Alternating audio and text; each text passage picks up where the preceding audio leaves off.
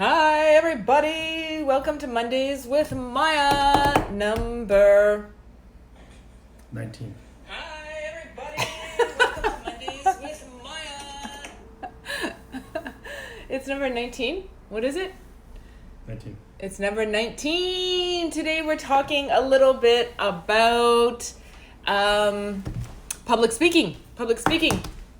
One of the hi, Alessandra. Welcome back, buddy. Welcome back. Derek, look who's joined in. Mr. I don't download the weed transfer that I sent him a week ago.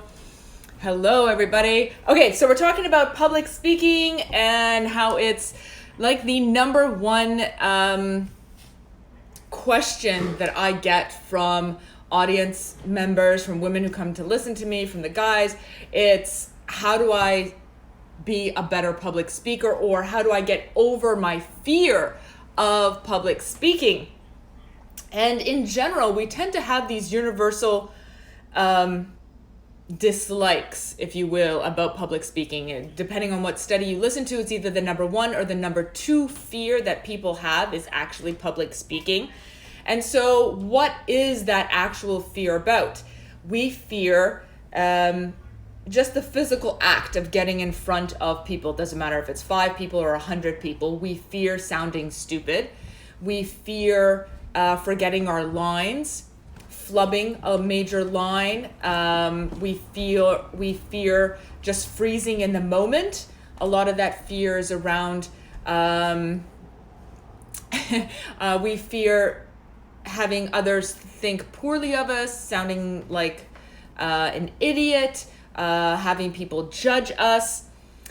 So public speaking is such a vital skill, and I think that the education system does not do enough to help people at a really young age develop the skill to get better at it. And certainly when you get to where I teach at the university level, we do not do a good job with this at all. Like, you can, if you want to, technically, you could get an entire degree. You could get a 3-year degree or a 4 years honor degree and never do any public speaking.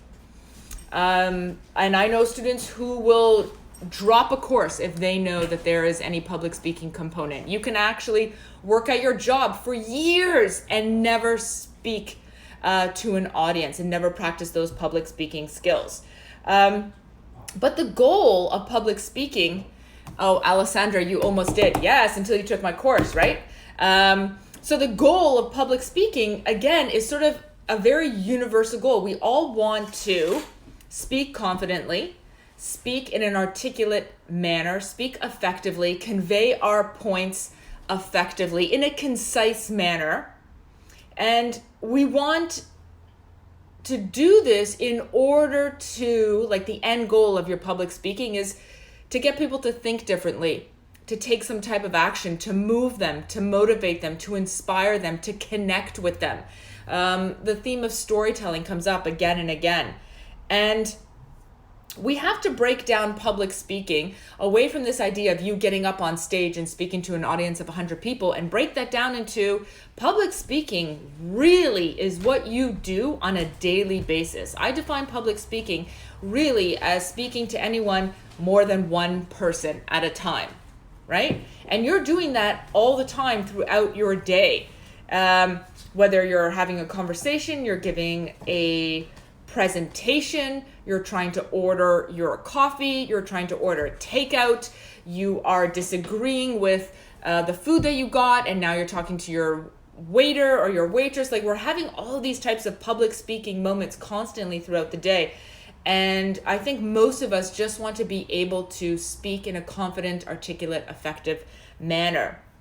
So my number one piece of advice for you, and you will see this in all the studies, especially around people who suffer from anxiety and any type of mental health issues, is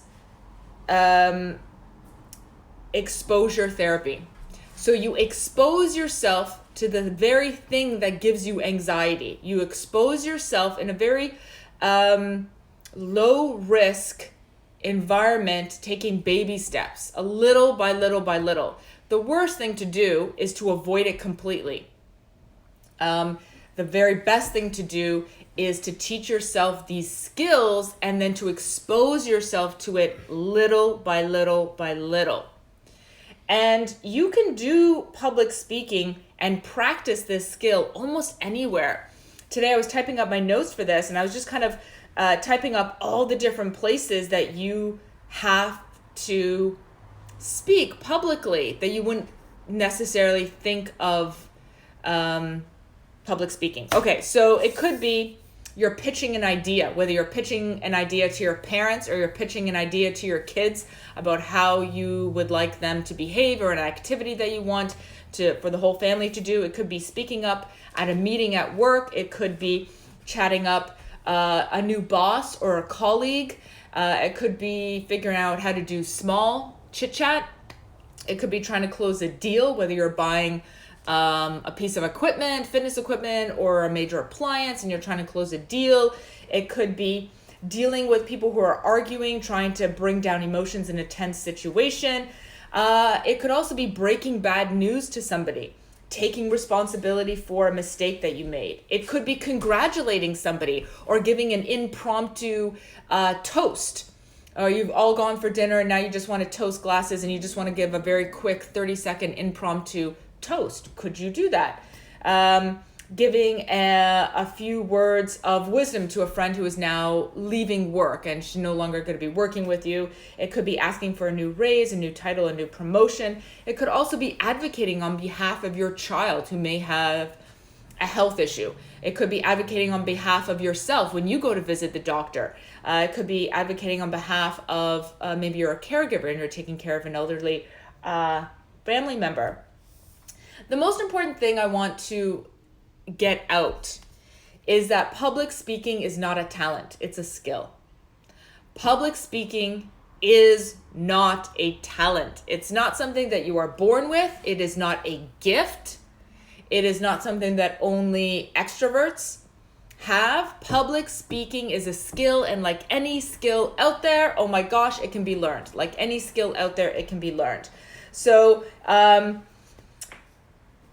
great communicators are people who learn how to communicate. They're not people who are just born as great communicators.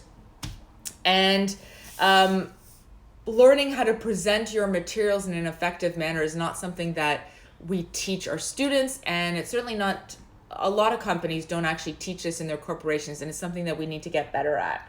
So where can you find opportunities to get out of your comfort zone and try public speaking? So you want to start off with wherever you are now. If you need structure, I would recommend trying Toastmasters. They have chapters in almost every single city, in every province, in every state. You can try a speaking organization. I believe there's no cost to Toastmasters. I've never tried them, but I know a lot of people who have had success with Toastmasters.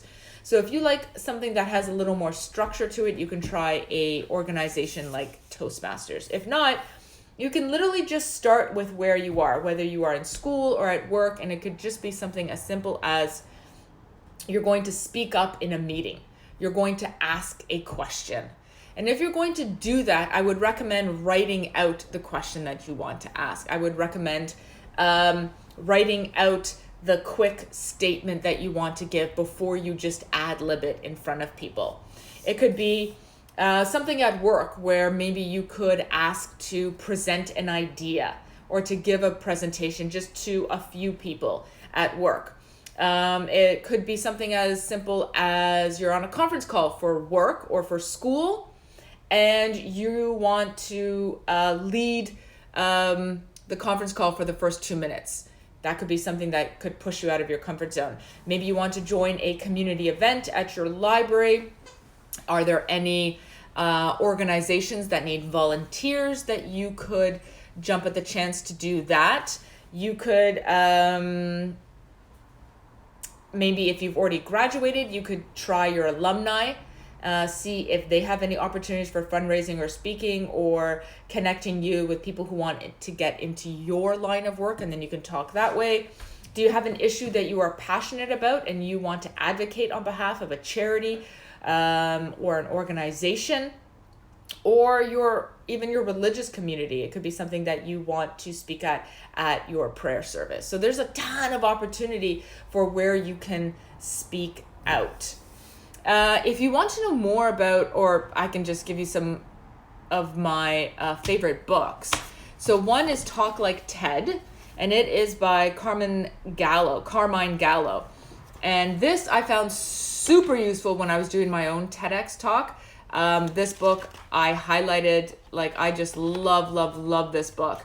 So if you're looking for how to give a concise presentation, not necessarily a TED Talk, but a concise presentation, whether that is a 15-minute or a 30-minute presentation, Talk Like TED is a great resource. And then there's Bill McGowan's book, and it is called Pitch Perfect. So Pitch Perfect, how to say it right the first time, every time. Bill McGowan. And Bill McGowan, he is a award-winning producer. Where did he work? CBC or something.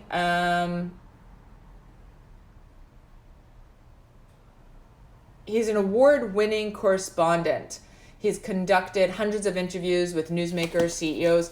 His book was also super useful. I really liked it. So if you're the type of person that wants to read first about how to give a good presentation, those books are my two top choices. So there are 4 types of poor communicators actually that Pitch Perfect talks about. And one is, there's this great quote from the book.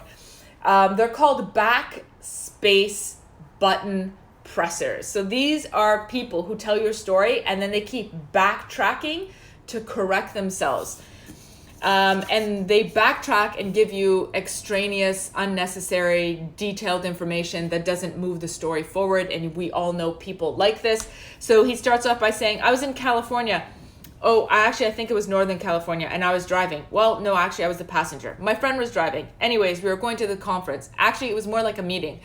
And these are what backtrack speakers are like. They just keep cutting themselves off, trying to fix details or add extraneous information that doesn't move the story forward. And it's a really frustrating thing for an audience member to listen to, because it's just not a really effective way of communicating. And then there's the minutia lovers. These are people who are completely caught up in every single minor detail.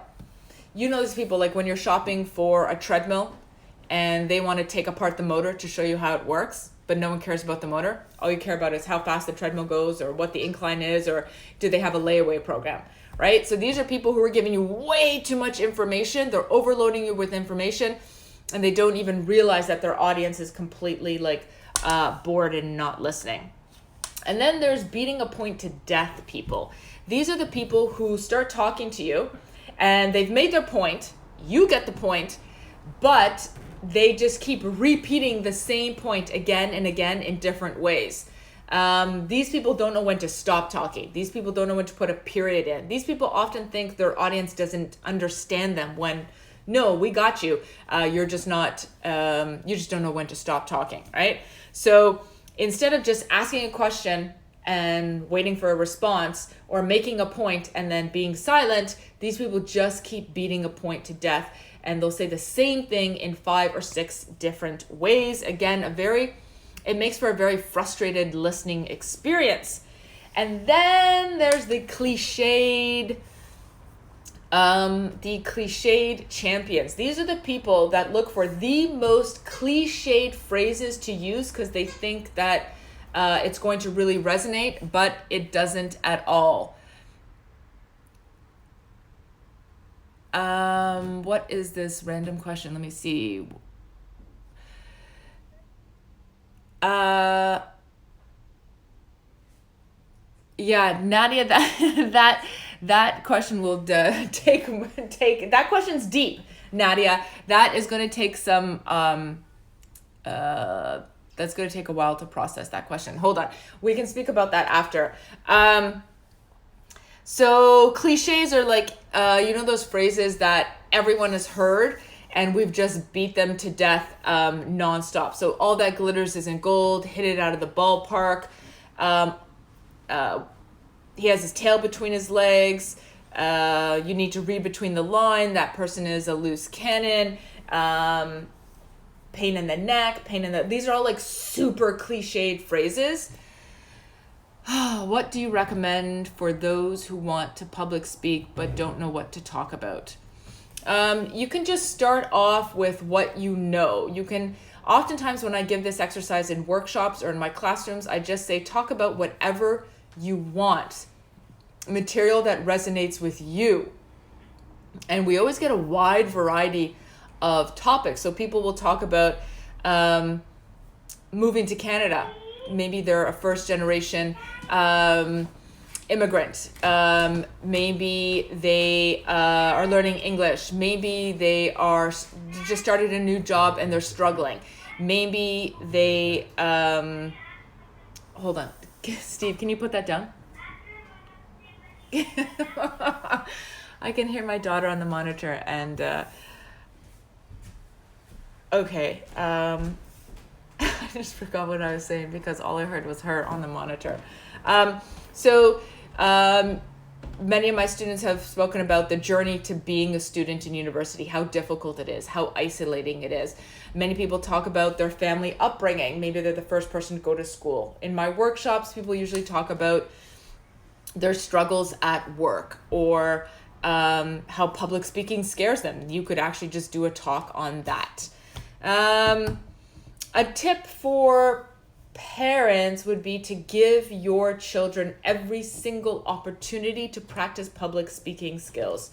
So when I was teaching college 2 years ago, I realized that so many students don't feel comfortable actually placing an order for takeout, placing an order at the drive-thru, placing an order over the phone. They disliked public presentations. They tried to avoid them. Some of them wanted to take a 0 on the public presentation or do extra written work just to get out of it. And I think it's so important to expose yourself to this material in little baby steps. So what I do with my daughter and what I encourage every other caregiver to do is to have your child check themselves in when they go to the doctor. Give them their OHIP card and have them go up to the front desk and say, "Hi, my name is, and I'm here for my doctor's appointment." When we go in to see the doctor, I have my daughter Ryle to tell the doctor herself, this is where it hurts or whatever the issue is. Same thing for her dental visits and any other appointment she has. When we go to Tim Hortons or Starbucks, I have her place her order.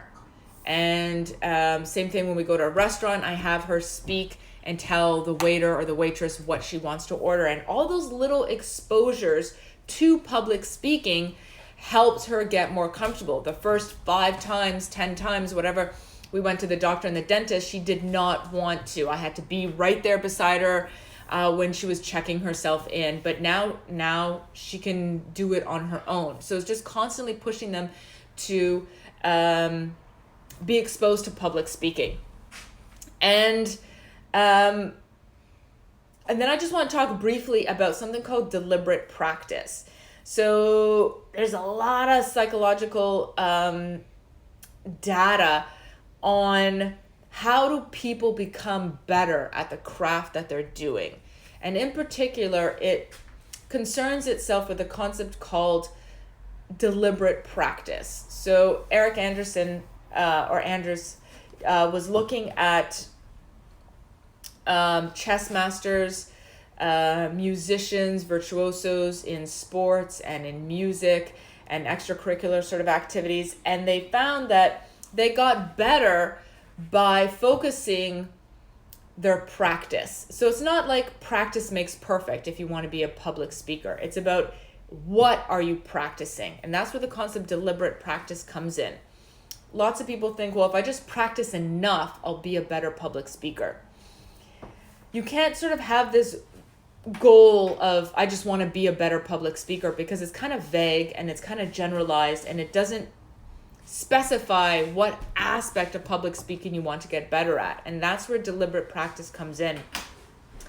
So deliberate practice is meant to push you out of your comfort zone. It's meant to have you stretch your abilities beyond your existing talent and beyond your existing comfort zone. Because as we all know, when you're in your comfort zone, you're not learning, you're not growing, you're not progressing. It's only when you push yourself into that uncomfortable zone that you know what you're, then you know that you're growing, right? And you want to set very specific goals of what you want to practice on. So for instance, you have to give a 5-minute talk at work. You're going to lead a meeting, let's say. Your specific goal then should be, how do I start a talk effectively? How do I capture the audience's attention? And then you want to break that down into, is there an interesting quote or a statistic or a story that I can use to capture the audience's attention? And then you want to practice that. If you're going to do your let's say you have a 5-minute talk, you want to practice that in 1 minute, 2-minute segments. How can I nail the first 2 minutes of this talk?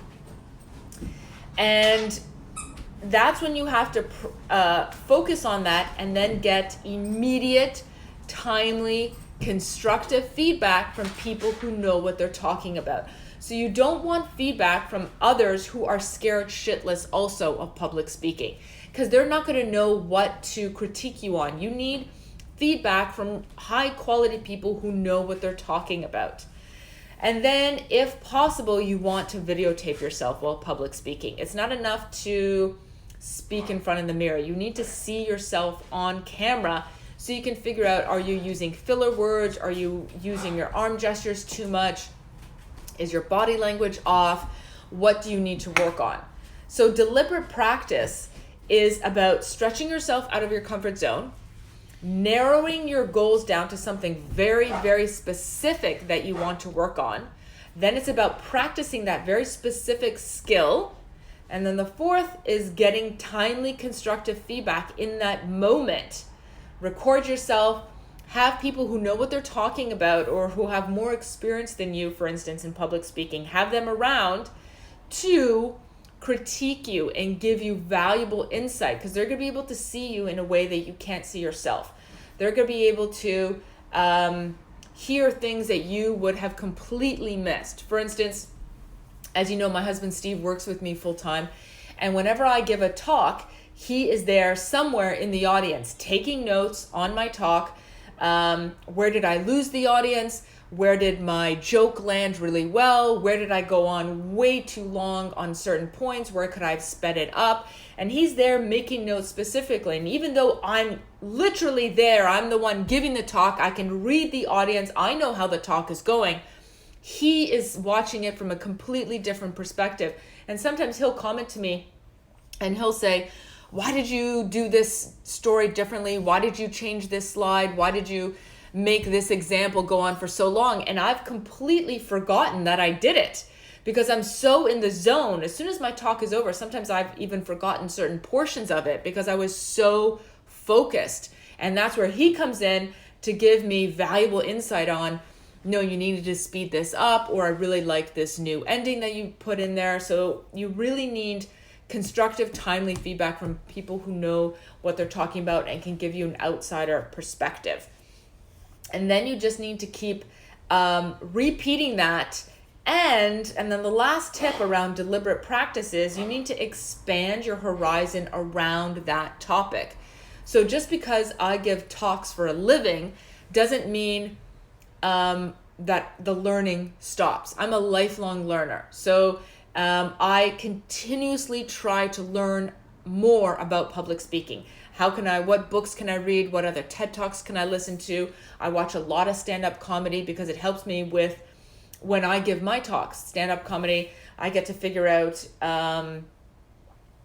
I just get to watch experts in how they own the stage, how they command the stage, what happens when a joke doesn't land, how did they get the audience back, how do you tell a joke properly and let the audience laugh and not rush into their laughter. So I learn a lot from stand-up comedy. As you know, also I'm a huge fan of drag culture and RuPaul's Drag Race, and so I learn a lot about stage performance from them also. And so I'll just repeat those tips for deliberate practice. So you have to push yourself beyond your comfort zone. It's not necessarily something that's fun, deliberate practice, right? You got to stretch beyond what you already know. That's the first one. 2 is you have to set very specific, narrowed goals of what you want to work on. Number 3 is you have to practice and practice and practice again and again and again. And you need timely, constructive feedback from people who know what they're talking about. So you're looking for high quality feedback. Number 4, high quality feedback. And then number 5, you want to sort of become a lifelong learner in the art of public speaking. Listen to other public speakers, listen to podcasts on it, read books up on it, watch TED Talks, and that sort of thing. So those are my top tips. I'll be doing more public speaking snippets for you also. And that's about it. Steve, do we have anything else? Talk at the student survival thing? Oh yeah. So we are working on an online course that it's going to be available. It launches August 15th.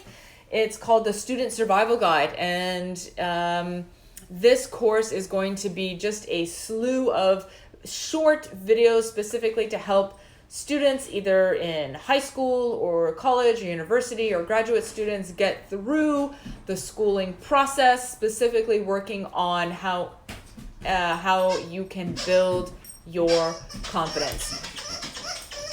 That's Cooper squeaking his toy as per usual. This is what he does whenever I get on camera. And so the whole thing is, how do you raise your confidence through public speaking, through changing your mindset, through communicating more effectively, being aware of time management, multitasking. What else are we talking about? Growth mindset, self-compassion. There's like, anyways, there's like 30 segments in there. So that launches August 15th. And I think that's about it. So thanks everybody. Thanks for joining. And I will see you all next week.